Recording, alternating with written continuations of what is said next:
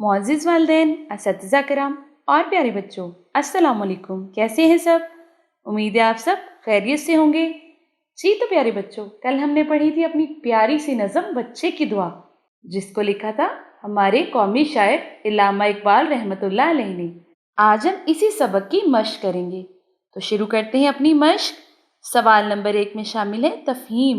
درج ذیل سوالات کے جوابات تحریر کریں۔ پہلے شعر میں شاعر نے کیا دعا مانگی؟ تو اس کا جواب ہے، شاعر نے کہا کہ میری یہ تمنا ہے، میری یہ دعا ہے کہ میری زندگی شمع کی طرح جلتی رہے، جو خود تو جلتی ہے لیکن دوسروں کو کوئی نقصان نہیں پہنچاتی۔ اس سے مراد یہ بھی ہے کہ اے اللہ مجھے اتنا علم عطا فرما کہ میں اس سے دوسروں کو سیر کر دوں۔ سوال بے، اندھیرا دور ہونے سے کیا مراد ہے؟ اس کا جواب ہے کہ دنیا میں جتنی بھی ظلمت ہے وہ ختم ہو جائے۔ جیم، زندگی ہو میرے پروانے کی صورت یا رب، یہ دعا مانگنے کا کیا مقصد ہے؟ تو اس کا جواب ہے، شاعر کہتا ہے کہ میری زندگی بالکل پروانے کی طرح کر دے، جس طرح پروانہ شمع کے لیے جلتا رہتا ہے، میرے دل میں علم کی محبت اتنی زیادہ کر دے کہ میں علم کے حصول میں لگا رہوں۔ دال، آپ نے اس نظم سے کیا سبق سیکھا؟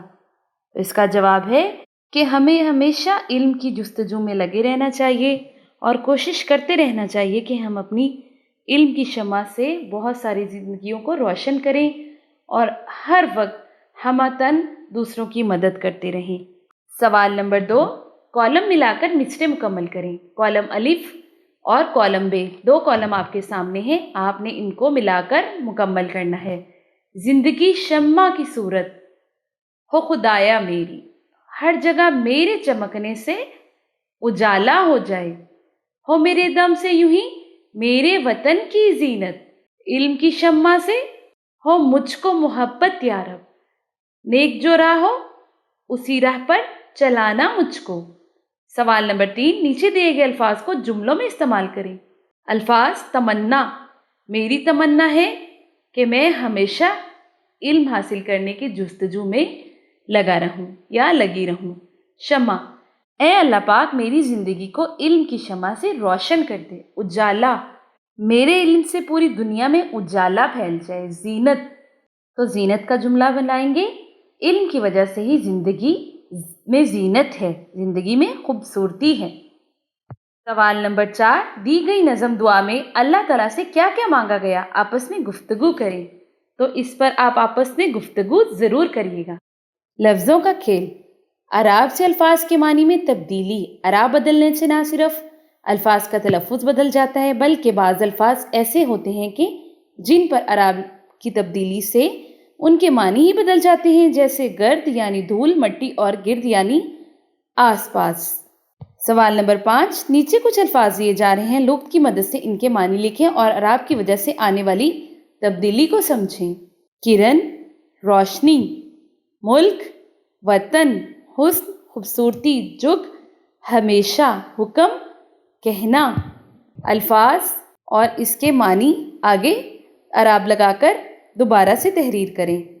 زبان شناسی، سابقے، وہ حروف یا الفاظ جو کسی دوسرے لفظ سے پہلے آ کر ایک نیا بامانی لفظ بنا لیتے ہیں، سابقے کہلاتے ہیں۔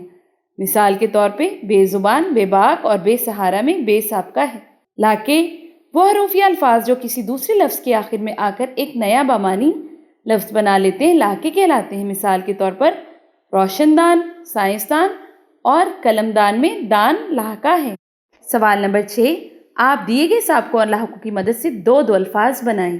پہلے نمبر پہ ہے ان، تو اس کا بنائیں گے ان پڑھ، باک، بے باک، پس سے منظر، درد ناک، نا ممکن۔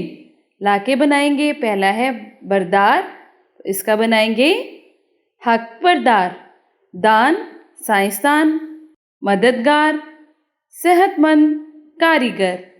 سوال نمبر 7، درجہ ذیل عبارت کو غور سے پڑھیں اور استحسانی اور تنقیدی گفتگو کو سمجھیں اور استحسانی اور تنقیدی گفتگو کی نشاندہی کریں۔ علی ایک ذہین اور محنتی طالب علم ہے، اس نے خوب محنت کی اور وہ امتحان میں 90% نمبر حاصل کیے۔ علی کی استانی صاحبہ نے کہا، شاباش علی، مجھے تم پر فخر ہے۔ اگر تم اسی طرح محنت کرتے رہے تو انشاءاللہ زندگی کے ہر میدان میں کامیاب رہو گے۔ علی کے امی ابو بھی اس کی کامیابی پر بہت خوش ہوئے۔ انہوں نے علی کی محنت کو سراہا اور اسے بائیسائیکل لے کر دی۔ علی کے دادا جان نے بھی اسے پیار کیا اور کہا، تمہاری کامیابی سے میرا دل باغ باغ ہو گیا۔ علی اپنے دادا جان کے ساتھ اسکول جا رہا تھا۔ راستے میں ایک آدمی کیلے کھا کر چھلکے سڑک پر پھینک رہا تھا۔ دادا جان نے اسے کہا، بھائی، کیا آپ کو اندازہ نہیں کہ آپ کے کیلے کے چھلکے سے پھسل کر کوئی گر سکتا ہے اور اسے چوٹ آ سکتی ہے؟ آپ کی ذرا سی غفلت سے کسی کو نقصان پہنچ سکتا ہے۔ کیا آپ نہیں جانتے کہ یہ بری بات ہے؟ اس آدمی کو اپنی غلطی کا احساس ہوا۔ اس نے معذرت کی اور چھلکے اٹھا کر کوڑے دان میں ڈال دیے۔ سوال نمبر 8، اخبارات، رسالوں یا انٹرنیٹ کی مدد سے علامہ اقبال رحمۃ اللہ علیہ کی بچوں کے لیے لکھی گئی مزید نظمیں درست لفظ اور روانی سے پڑھیں۔ تخلیقی لکھائی۔ سوال نمبر 9، کاپی میں ہیڈ ماسٹر صاحب کے نام بیماری کی وجہ سے چھٹی کی درخواست لکھیے، جو کہ ہم آپ کو پہلے ہی سکھا چکے ہیں، یہ آپ ضرور کریے گا۔ سوال نمبر 10، اس نظم کا مفہوم اپنے الفاظ میں تحریر کریں، یہ بھی آپ نے ضرور کرنا ہے۔ سوال نمبر 11، بچوں کے لیے لکھی گئی علامہ اقبال رحمۃ اللہ علیہ کی مشہور نظموں کی فہرست بنائیں۔ برائے اساتذہ کرام، بچوں کو علامہ اقبال رحمۃ اللہ علیہ کی بچوں کے لیے لکھی گئی دیگر نظموں کے بارے میں معلومات فراہم کریں۔ اسلام کے مطابق ایک دوسرے کی مدد کی اہمیت سمجھائی جائے، بچوں کو ایک دوسرے کے کام آنے کی ترغیب دی جائے اور مختلف مثالوں سے یہ بات واضح کی جائے۔ جی تو پیارے بچوں، اس کے ساتھ ہی آج کا ہمارا سبق اور اس کی مشق مکمل ہوئی۔ کل ملتے ہیں نئے سبق کے ساتھ۔ اس وقت تک کے لیے اپنا بہت سارا خیال رکھیے گا۔ اللہ حافظ۔